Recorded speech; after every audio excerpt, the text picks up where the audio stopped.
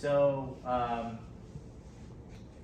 this is a first-time home buying seminar, so we'll definitely go over a couple of things and make sure that you guys have a good understanding when you're looking at your homes and how to look at a home, and we'll get into details, but just a little bit about myself. I actually stumbled into real estate quite by accident, and when my wife and I, we were looking at our first property in 2018, it was a very difficult time, and we weren't really considered to be, how do I say, favorable buyers, because one, we had an FHA, which I'll explain, or maybe Minjung can explain what FHA is, but we were first-time home buyers. We didn't have a lot of money. We were competing against a lot of other cash offers, so it was really discouraging. So every home that my wife and I, we put on, we weren't really winning on any of the bids until we saw a home. There was a duplex, and it needed work. So when we passed by it, we're like, hey, let's put an offer on this house, and lo and behold, we somehow made it work. And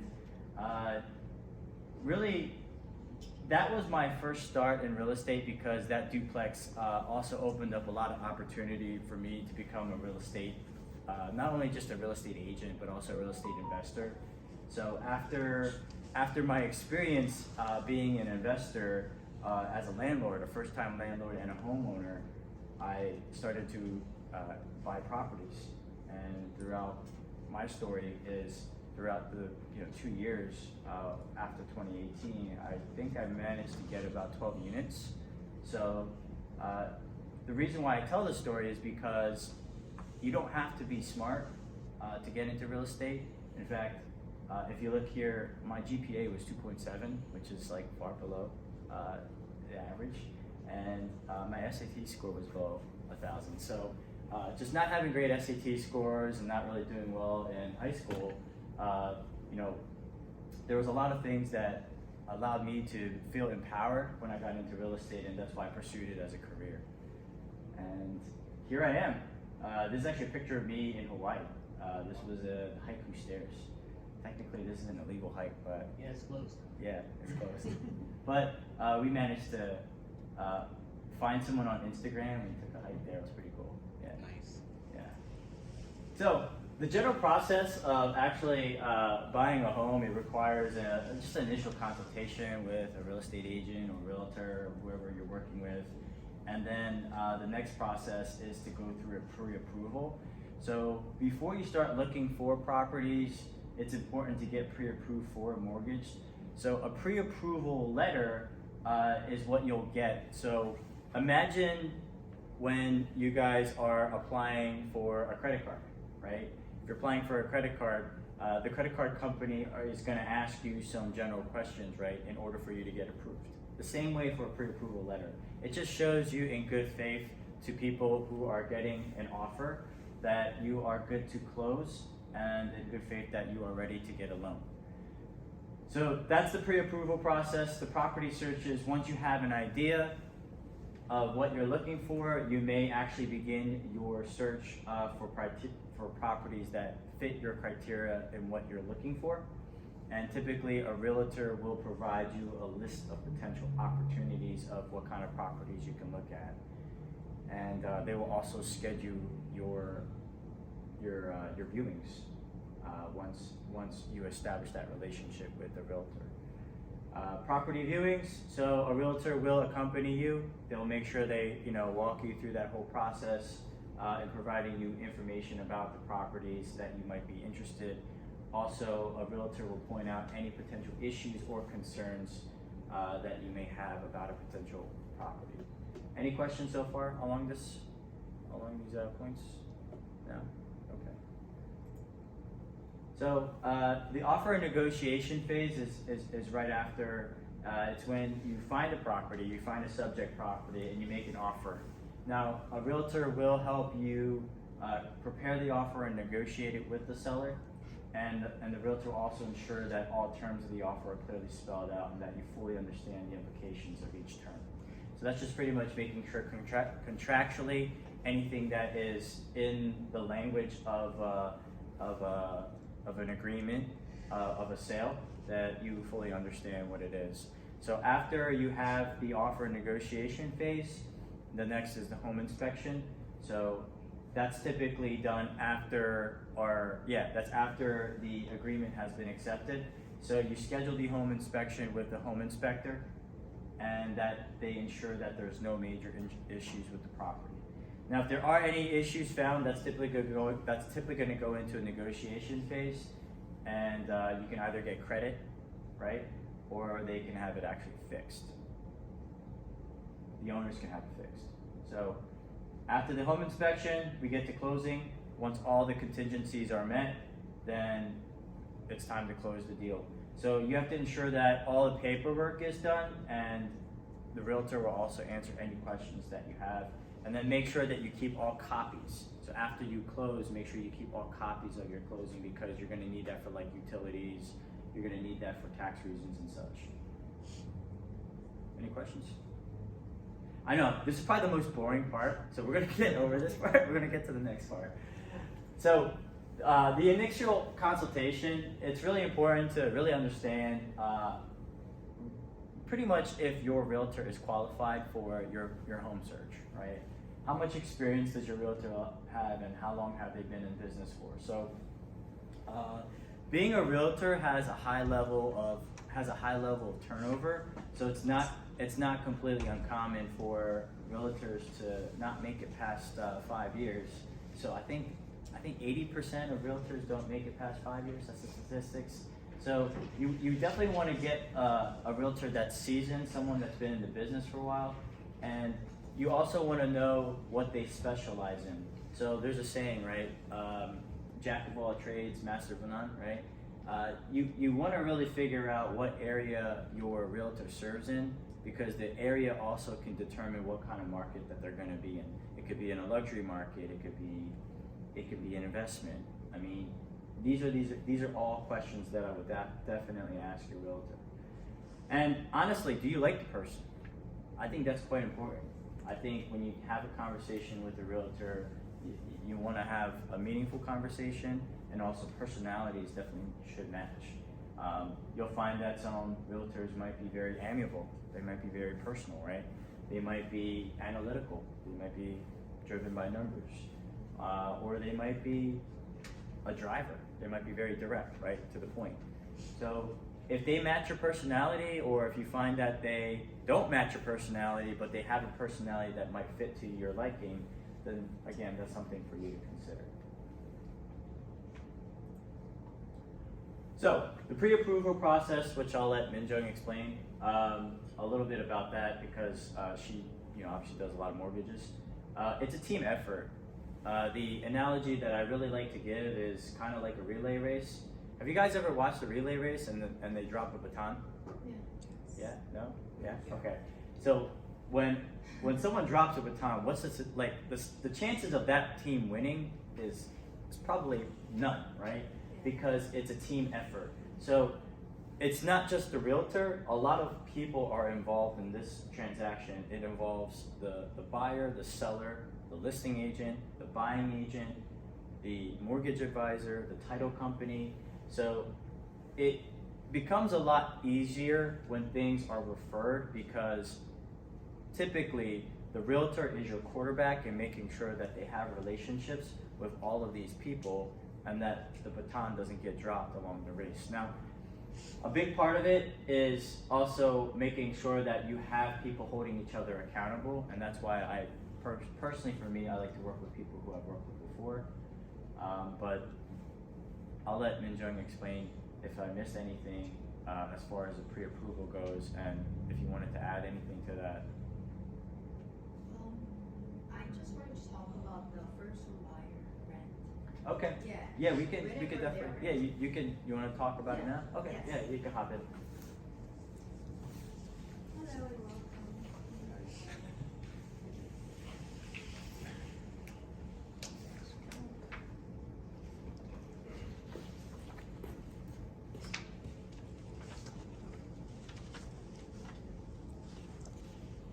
Hello everyone, my name is Minjung. I go by Frida and I'm a loan originator with Fairway Asset.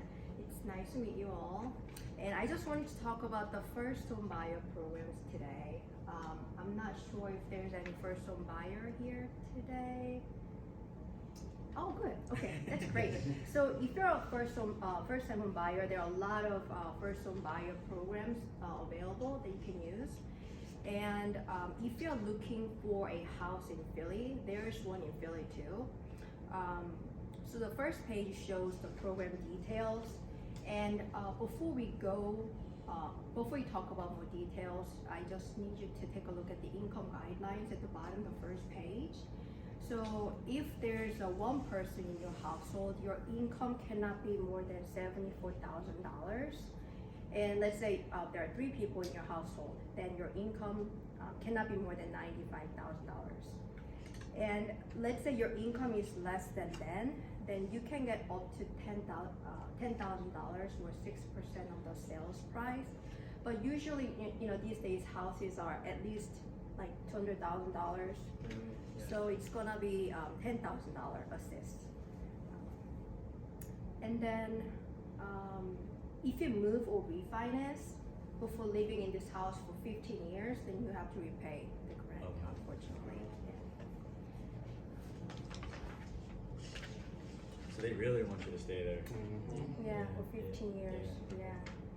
And then you have to finish the counseling before signing a contract. And the first counseling that's available is on April 22nd. So if you're interested in this program, you may want to sign up for it like as soon as possible. And the next one is the one from Montgomery County. And there's a restriction in this county. You have to live or work there in order to get this grant. You can get up to $10,000. And let's see. And you have to live here for 15 years as well. And there's a really good thing in this Montgomery County. So if you go to the next page, it shows the median income, like in the middle, it shows 80% of the median income.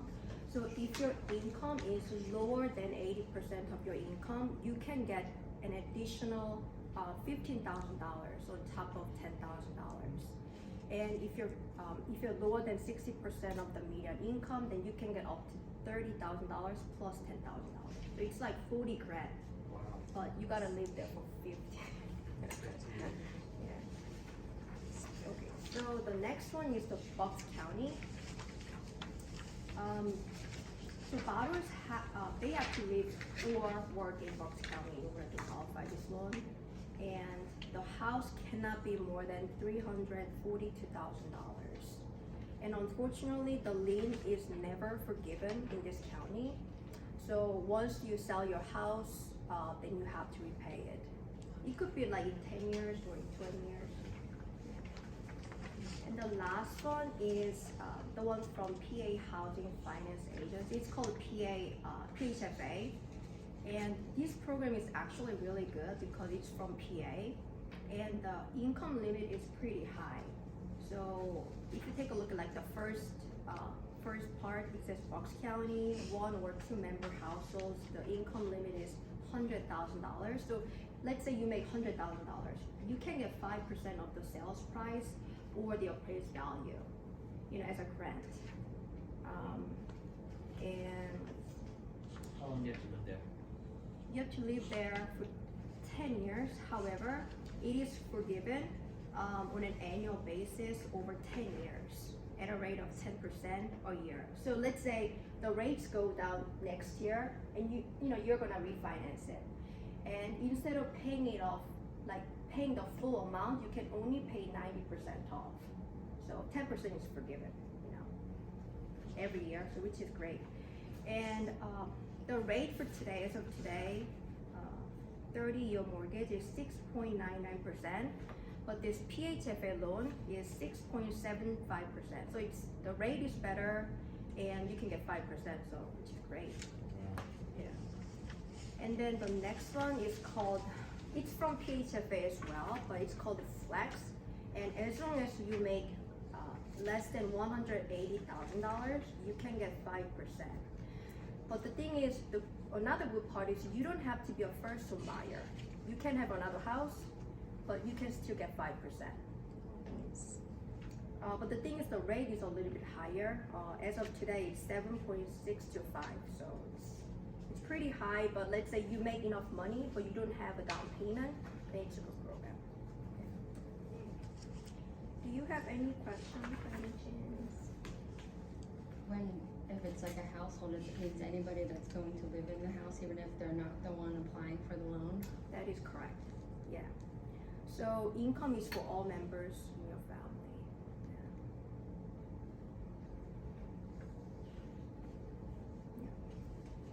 So if you had an elderly relative that lived with you, Yes. And also, every county they're gonna see your bank statement. So if you have enough money, like plenty of money, they're not giving the money. So yeah, you may want to do something. It's much money. all in the backyard. And the flex one is, Yeah. the limit is 180,000 for any amount of people in the house? or- Yes. Yeah. So it doesn't matter if Are there's these, one person or 5 people. It doesn't matter. Are these FHA programs, or are they just like conventional, or are they both? Yeah, you can use conventional or FHA. And just for our audience, what's the difference between an FHA and conventional? So conventional loan, you can put as little as 3% down as a first home buyer, but FHA you have to put 3.5%. But the thing is, rates are better with FHA, but there's a upfront cost that you have to pay. So these days, I recommend this conventional loan.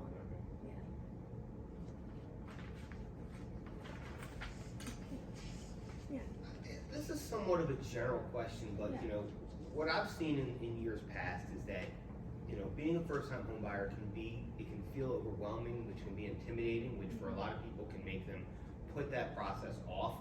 But that recently, the cost of rent has gone up so much and so aggressively that people are finding much more of a sense of urgency to not be in a position where they don't know how much their rent's gonna go up at the end of a lease. They don't know if they're gonna be asked to leave, or maybe they expected to stay. So it seems like now there's so much more of a sense of urgency to become a first-time home buyer and not to delay that process. In your guys' experience as a real estate agent and a mortgage broker, what would you say maybe would be some of the biggest challenges that maybe first-time home buyers are intimidated by, or like a misconception that stops them from pursuing that first-time home purchase, whereas working with an experienced team, actually it wouldn't be the challenge or the obstacle that someone maybe would be afraid it would be? So I think that like a lot of people, like first home buyers, who think that they need a lot of money to buy a house, let's say like $50,000, but that really is not the case. So they, as long as they have like 3% down, then you can buy a house. Yeah, so in my example, I actually have a YouTube video, because I did a seminar on it, on me doing a house hack. So house hacking is when you live in one of the units and then you rent out the other. My closing costs for a $334,000 loan balance home was like 15 grand, something like that, 15 to $20,000. I'll give you the exact numbers, but I have a YouTube video on it, and even that for me was like a huge thing. Like I had to save like years on it for that. But I think the biggest hurdle is like, how much do I need to put down? And I'll actually go over. Oh, you okay? I'll actually go over what the numbers are, because I think the biggest assumption is that a lot of people need like 20% down. And even if you have 20% down, there are some other closing costs that you have to consider in that process, which adds up. So, Minjung, thank you, because there's actually programs that I had no idea that we had in the state of PA that you guys can definitely take advantage of.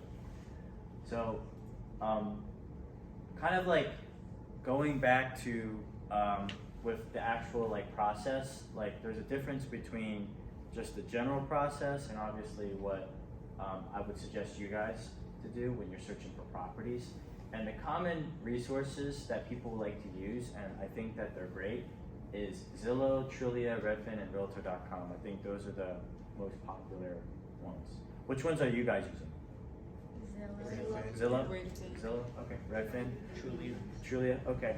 I like Redfin because Redfin is kind of similar to what I would recommend for you guys to use on a website because Redfin can search by school districts, which is very, very specific because a good example that I can give you is Jenkintown, right? I live in Jenkintown, but if I were to have kids, my kids would not go to Jenkintown. They would go to Abington School District. So there are a lot of other places like Ambler, for example. Ambler can also be Wissahickon School District, or it can be Upper Dublin. Redfin does a good job in distinguishing exactly where the lines draw, and they'll tell you exactly where the school districts are. Zillow does a good job, just in general, because I think so many people use it. It's like the Google of platforms. But one that is super underrated is everyhome.com. So if you guys have a phone, you can actually use a QR code and you can save the website there. And the reason why I like this particular website is because a lot of these websites like Zillow, Trulia, Redfin, and Realtor.com, they have mortgage calculators, right? Have you guys ever plugged in like, oh, okay, if I put in 20% down, 3%, whatever the percentage is down, you can figure out how much your mortgage is? Everyhome.com takes it actually a step further by not only getting you a mortgage calculator, but it'll show you a closing cost calculator, which is really neat.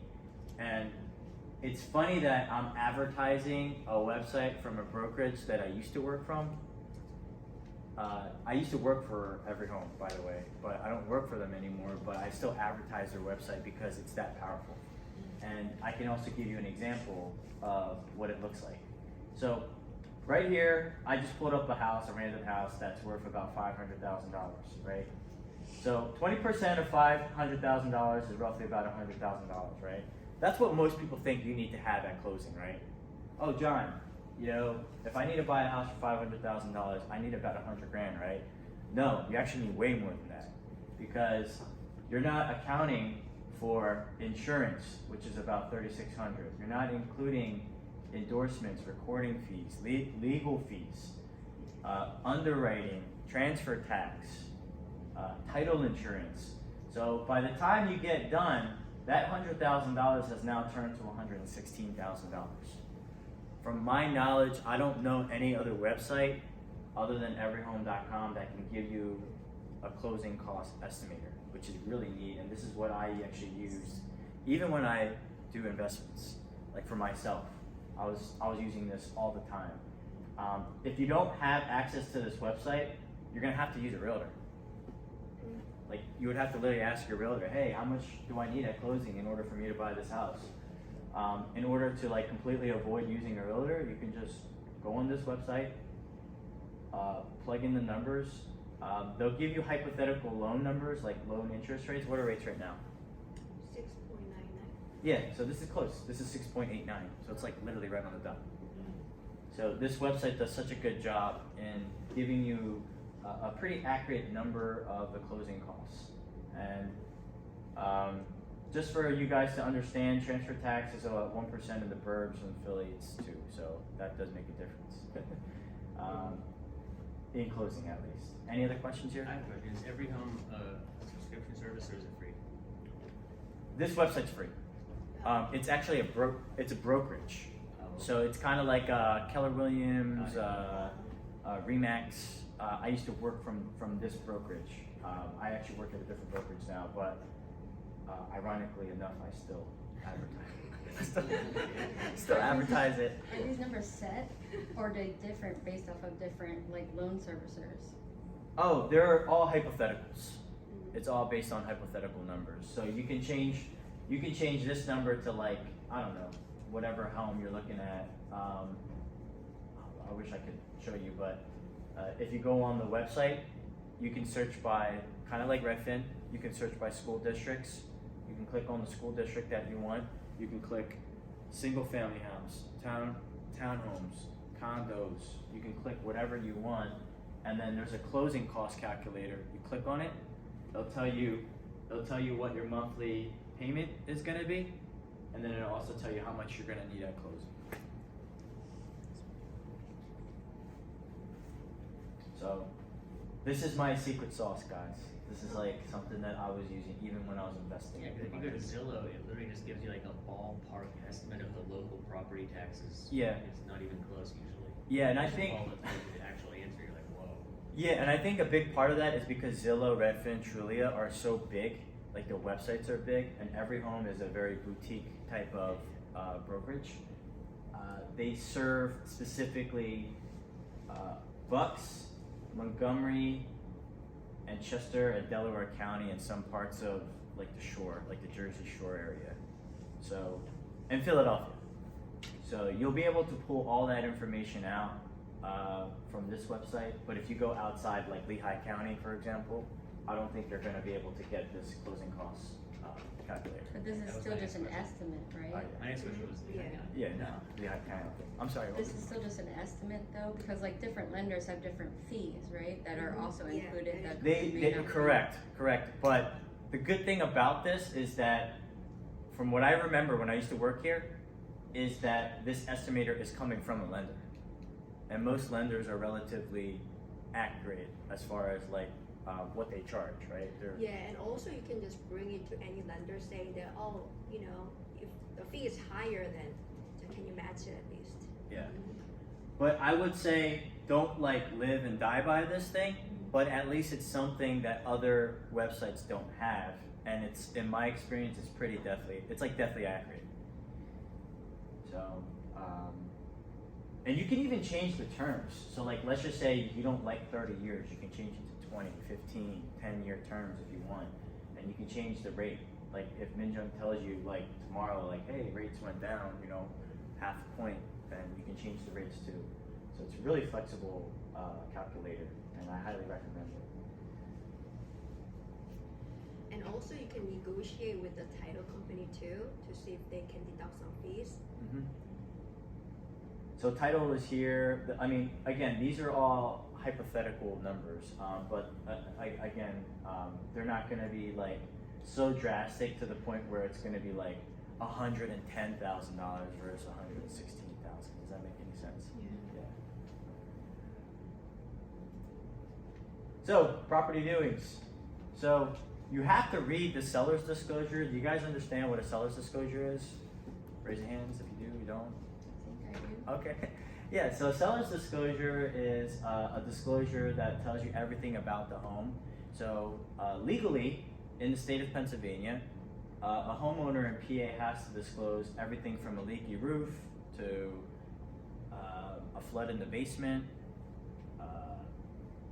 how old their water tank is, all of those things. Now, I can't tell you that they're gonna be 100% honest about the disclosure, which they technically should be because they can legally be responsible for it if they lie about it.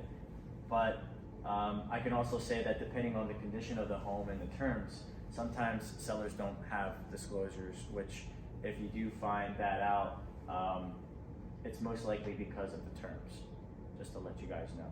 Like it's like a sell as is or, a condition term like that. So if you can have your realtor point out some potential issues and defects in your property, that's important because that's a skill, honestly. That's a huge skill here because another QR code, there are Instagram videos and TikTok videos that I do when I walk into homes and showings and stuff like that, where I'll say, hey, this is a home that is a townhome, and here's some things that you can look out for.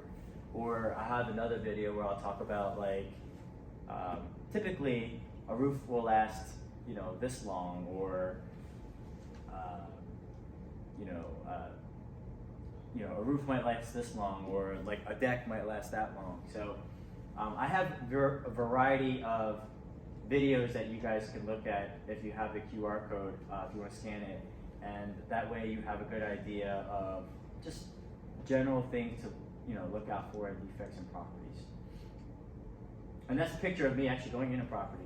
It's a quad in North Philly. Yeah. Any questions? I have a question about just trying to find the right house. So I've heard from some people who have looked on their own to see what's being listed, and then if something they're interested in, they try to contact the agent who represents the sellers. Mm-hmm.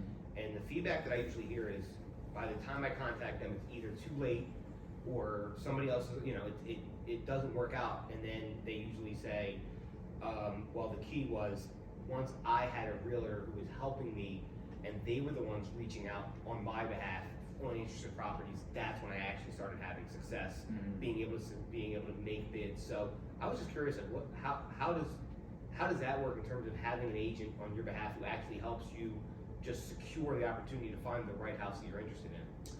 Yeah, I think it's about speed in this business because houses are going off the shelves so quickly still. So even in the past 2 years, the amount of activity, like the days on market, it's still like 14 days, which is 2 weeks, which is insane. So you definitely need a realtor that makes and helps you understand that because the market's moving quickly, decisions, however you want to see it, fortunately or unfortunately, they still have to be made quickly. They have to be done fast. So I'm not sure if that answers your question, more or less. Okay, cool. So when you get to offer and negotiation, I think that's kind of like talking about what you're saying. You want a realtor that knows what he or she's doing, and it comes down to the market conditions. It's buyers or sellers, right? We are currently in a phase of rate lock. So if you don't know what rate lock means, what that means is that right now, sellers are afraid to sell because their rates are really low, right? So the statistics say I think 40% of rates are below 4% and below right now. So almost half of the mortgages that are out right now are 4% and below, and nobody wants to trade that unless they have to. And that's why that's also a good thing, because if someone wants to actually sell, there's motivation behind that. It's not because they want to sell, like because they just want to make $1 million off the house like they did a couple of years ago or a year ago. It's because they have to. There's motivation behind it. Are they downsizing? Are they trying to get something bigger? These are all things that obviously a real estate agent will help you figure out, because that's important. That's important to note in the offer and negotiation phase. And then also understanding condition and contingencies, and some of the things that happen in a home, as well as figuring out the comparables for homes. So comparables for homes is exactly what it sounds like. If you have house A, you want to know what house B sells for, so therefore you're just comparing the two prices. Any questions on this? I feel like since 2020, people were like saying no contingency, like we're just buying whatever, Yeah. but like, do you feel like even in today, like that it's still kind of like that? Like people aren't really willing to negotiate still? So how long have you been like looking for a home? Since 2020. Since 2020. Okay. Man, that's can't brutal. get in. That's brutal. Yeah, so the amount, the speed and the velocity of how fast you have to put in offers is still the same. Okay, that part, that hasn't changed. But as far as the actual contingencies go, you can actually start asking for home inspections now. Like back in the day, it was kind of one of those things where it was almost expected that you had to waive home inspections, which also put off a lot of buyers. But this time around, you can actually, it's expected now that if you want to put in a contingency for a home inspection, that you do that. And the reason why I think you should is because of the next part, because you could definitely negotiate. So the typical strategy that I like to do is I actually like to put the house under contract, right? Because it's binding not only for the buyer, for you, right? But it also binds the seller. It's a handshake on both sides saying, hey, I'm going to deliver this house to you. And if there's commitment on the seller, right? And we find that there's things wrong with the house, the inspector is gonna give you like a book or sheet of pages, right? Of a bunch of things with inflated numbers, right? They're gonna inflate all the numbers of all the repairs. I'm gonna give them this book and say, hey, there's all these repairs that need to be done. It doesn't mean that you're gonna get all the credit from everything that's written in that book, but it's a good starting place for negotiating. And that's why I always like to put people under contract first before, well, I do negotiate up front, but it depends on strategy again. But typically, this is kind of where my bread and butter is. I like to put people under contract, use a home inspection as a way to negotiate. And one of the things that you guys have to keep in mind that it's a team effort. I'm not doing this by myself. Obviously, I have mortgage advisors, I have title companies, and I even have references for home inspectors to make sure that their job is to honestly find you a bunch of things that are wrong with the house. They're gonna literally open the door, they're gonna close a window, they're gonna check the temperature of your water. They have those little like crazy guns that check the, the heat in your home or the air conditioning to make sure that it's level in each room. So those are the types of people that I'm working with to make sure that you're getting full value for your home. And again, that's a great time to negotiate. So you feel like people who are selling now in this market, because they're more motivated to sell, are more willing to maybe negotiate? Absolutely. And it depends, because so I call a lot of expired listings too. So what that means is that I call a lot of listings that have contracts with their agents that have expired, and a lot of the houses are overpriced. So you'll find that a lot of expired listings are typically from homeowners that still think it's 2020. Mm-hmm. So they want 2020 prices. Yes. But unfortunately, they're not going to get 2020 prices because market has changed. Rates have increased, housing prices have leveled. Doesn't mean it went down, it just means it's leveled. And the expectations for home inspections are honestly now pretty reasonable. So I think it's an opportune time still to buy. And I genuinely say that because, as I mentioned to you before, people that are actually selling, it's because they have to sell.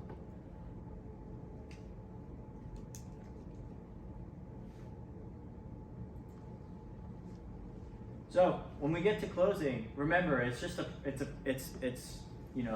process, it's a journey, and I really want you to enjoy it. I know for example, you've been doing it since 2020, so I've had clients for years. A year and a half is one that I have right now still. So it's definitely a process, and I really want everyone here to really try to enjoy it. And one of the things that I also want to mention is at closing, your relationship with your realtor shouldn't end there. Unfortunately, a lot of transactions kind of end that way. So that's why I want to give the opportunity to say, hey, if you wanted to work with me, over 90% of my clients are repeated and also referred. All right. The other thing that I want to mention is if you are a client, you also have access to a private Facebook group. I call it the John Lee Circle of Trust. I know it sounds cheesy, but that is the actual group up there, by the way. And that it gives you complete access to a Rolodex of all my contractors, handyman, and subcontractors. So, me having access to pretty much everything real estate related, you'll also have as well, as even outside of that. Like, one of the things that I'm part of is the Korean American Greater Philadelphia Association. So I'm the vice president of that group. one thing that I was able to find, like in the community, for example, was there was an actuary, right? She wanted a job tutoring, and then I found a secondary school that needed a tutor, so I matched the two together.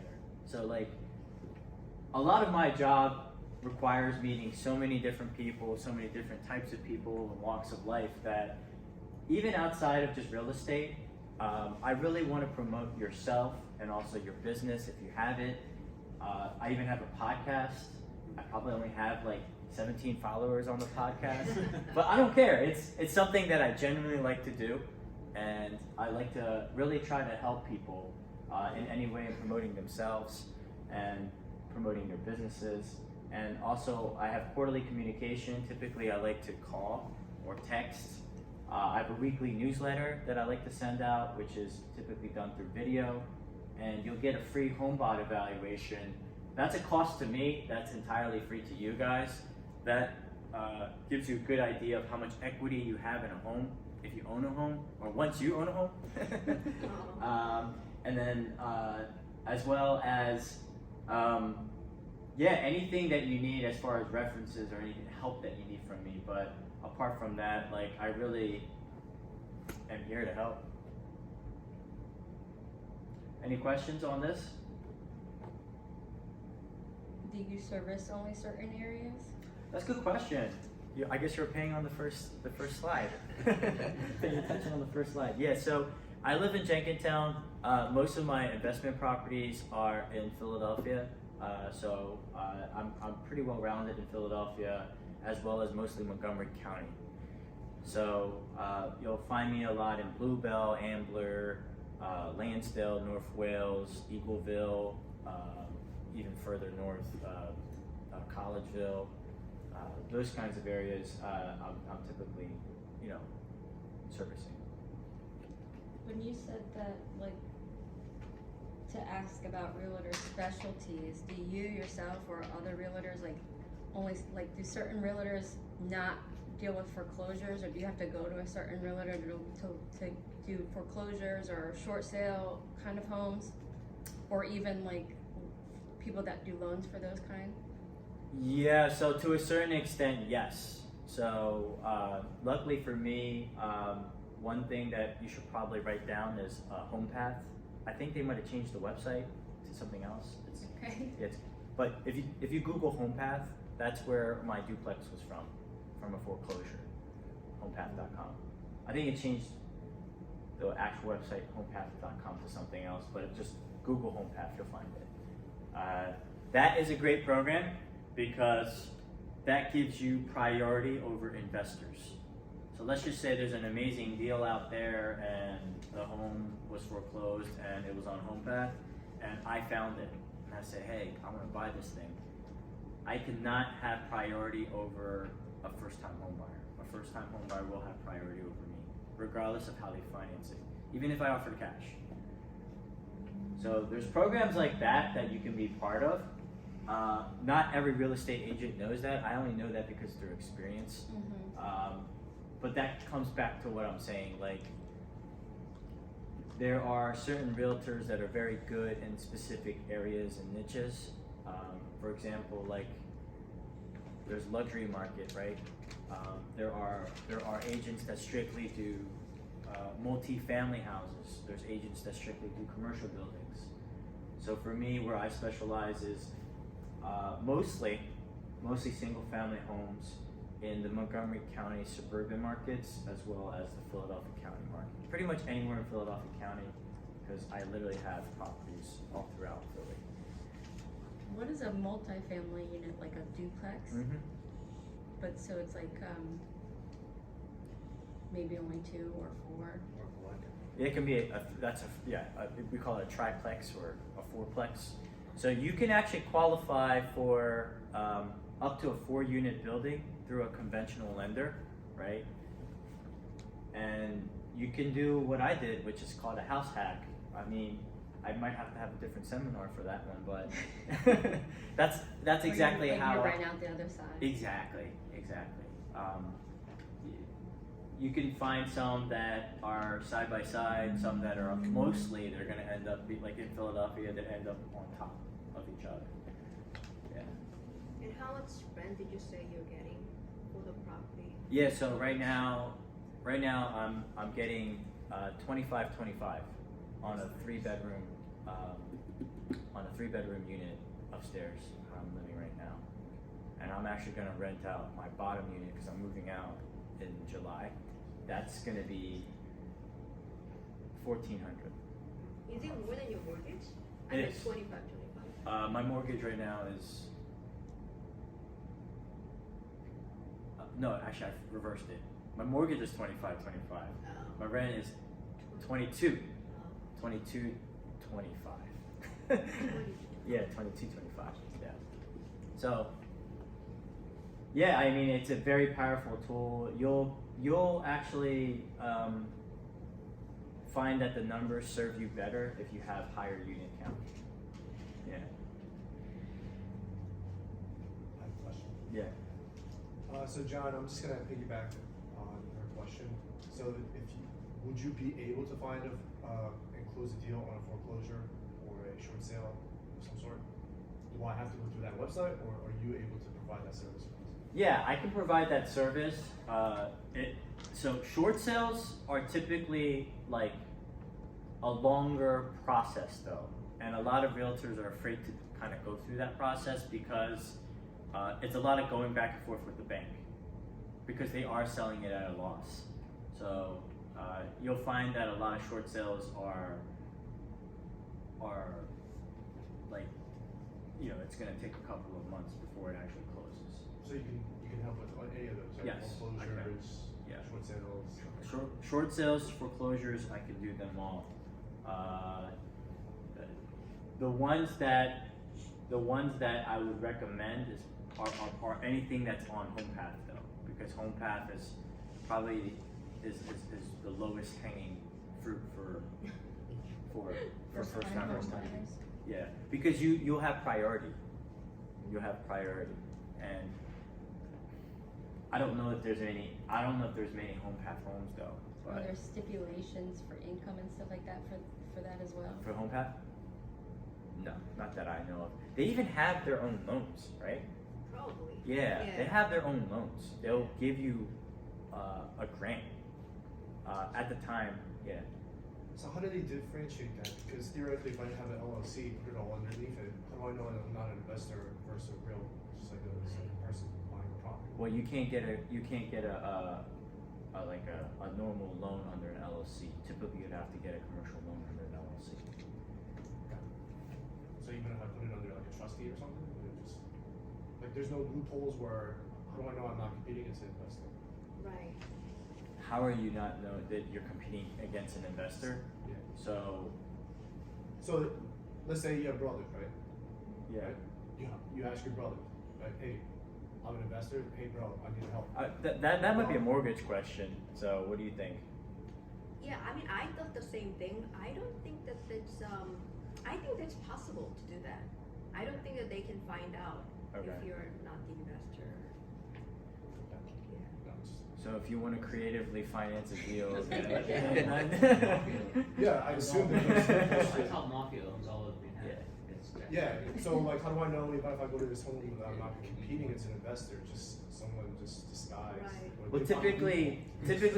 an investor will offer cash. Like they're gonna put in a cash offer, no contingencies, no inspections, things like that. Yeah. I can't see or imagining an investor putting in like financing it. They might, but Yeah. I can't imagine. So what they do is they actually change their driver's license to that address for a couple of months. As an investor, that's a lot of work for me. I don't think I would do that. I don't want to do that. To get away Yeah. from it. Yeah. That's not a service we offer though, right? The fraud part of it. Yeah. Yeah. Full disclosure. I don't think I would even want to do that. So if you want access to the slides, all you have to do is you can. I'm always a big guy on QR codes, but you don't have to use a QR code. You can text 267-371-3920. Just text your full name, preferred email, and put slides, and I'll send you the slides. You'll get everything. It's very dry slides. I did that on my last seminar, so that's Did why. you? Yeah, and it worked. Did they actually put like slides? Did they? No, Or like they? well, I don't know who the person is if they don't text slides. That's why I asked them to. Yeah. Yeah. I'm wondering if they say like, can I please have slides? You could say that, but then that's like extra words that you don't have to say, right?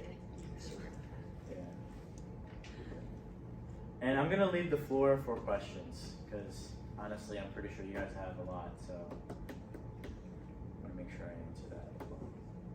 So about contingencies, do you think that there are any contingencies you think that they're not like necessary? Not meaning like unnecessary. What do you mean by As a that? seller or a buyer? As a buyer, there are a lot of contingencies that we can choose. Uh-huh. And do you think that there are any unnecessary contingencies that we can avoid? Do you have an example of what kind of contingency you like are thinking? inspection or Yeah, like pest control yeah, just inspection. there are all Okay. kinds. Surveys. Pest control. Oh yeah. So Like I can tell you the ones that I think are important first, and then we can kind of go from there. Yeah. I think on the bottom of the page, the inspection contingency is obviously that's I would say elect that. okay. Elect the inspection contingency. The other that I would consider electing is the radon. Mhm. So if you're gonna do the general inspection, it's only gonna cost you like $100 extra bucks. Well, the inspection itself is probably gonna be around $500, but maybe like $50 to $100 extra for a radon test, which I would just recommend doing because they're gonna go into the house anyway.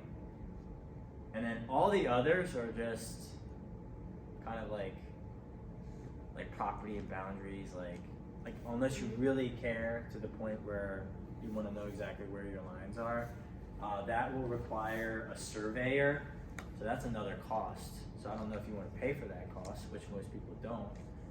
But there are areas, gray areas, where I find that typically in rural areas where like you really don't know where your property line ends because it might go into like a forest or into a creek or something.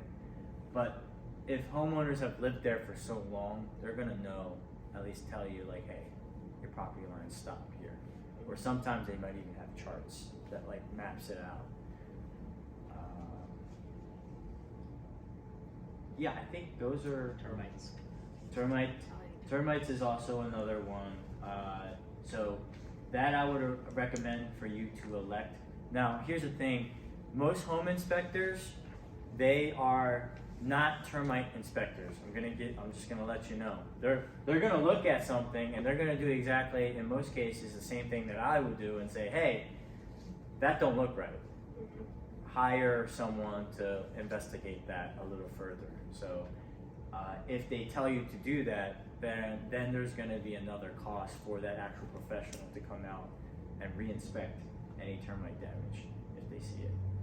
So once you give when you say you put an offer in, and then you have so much time to have all these people come and do all this work. Yes, 10 days, right? Yeah, you have 10 Before you days. cancel. Oh, for the inspection? Yeah. You Yeah. have a 10-day due diligence period, they call it. Mhm. You can extend that too in the contract.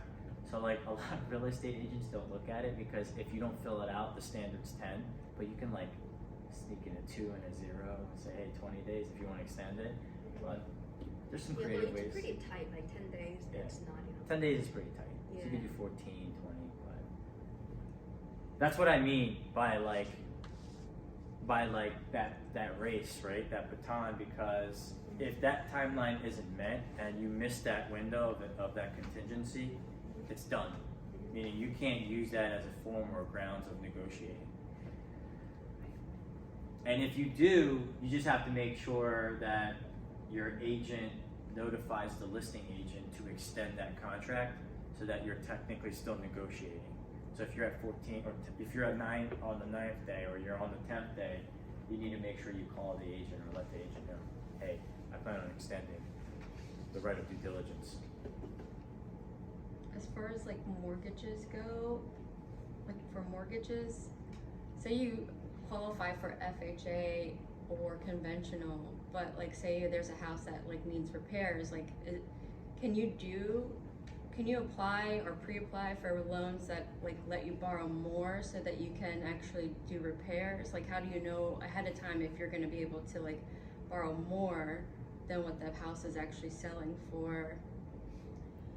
So there's a loan called 203K loan. It's an FHA loan, and you hire an inspector, and that person is going to give you the estimate, and then you can just give it to the lender, and the lender is going to approve. If it's too much, then they're gonna say this is just too much. You have to find a different person. Like you have to find Are there different income contract. limits on that kind of loan? The qualifications of that loan is the same as any other qualifications for most loans. Yeah. Now, I'm smiling because the property that I'm talking about, my duplex, is a 203K loan. So I used a 203K loan. I bought that home from a Home Path website. I think it was either 170 or 190, something around there. And the budget was, I think, 180,000. So I spent a little bit extra because with 2 or 3K loans, they also give you contingencies, which is a little bit extra if you need to spend it. Because I had to cut this huge tree. So that's also another creative way for you to finance homes. Because a lot of homes, when people go into them, they're gonna look at it and see that it's grandma's house, right? We call it grandma's house. Like homes that aren't really aesthetically as pleasing. But another man's, trash is another man's treasure. And when you look at those kinds of homes, perfect options for 2 or 3Ks. What is a USDA? So USDA loan is not for the city, like the rural areas. In this area, what's considered where is rural? I would say like somewhere in Reading. Like, what about like out a little bit past like Doylestown, like Pipersville, Plumsteadville? Is it any of those areas? There's like a lot of farm I doubt areas. it, but I can double check it for you. And I can get I would imagine like Lehigh County. Yeah, Yeah. definitely not. Lehigh County Doylestown. doesn't have any farms, but Yeah. Bucks County, Upper Bucks County. Yeah, has a ton of Upper farms. Bucks, yeah. We live in Upper Bucks County, and there's a farm right next to us. Are you looking for a house there? But USDA loans are the best. The rates are just wonderful. Are there Yeah, income limits so for that? Are there income limits for that? Oh yes, you cannot make much. Yeah. There's an income limit there to follow.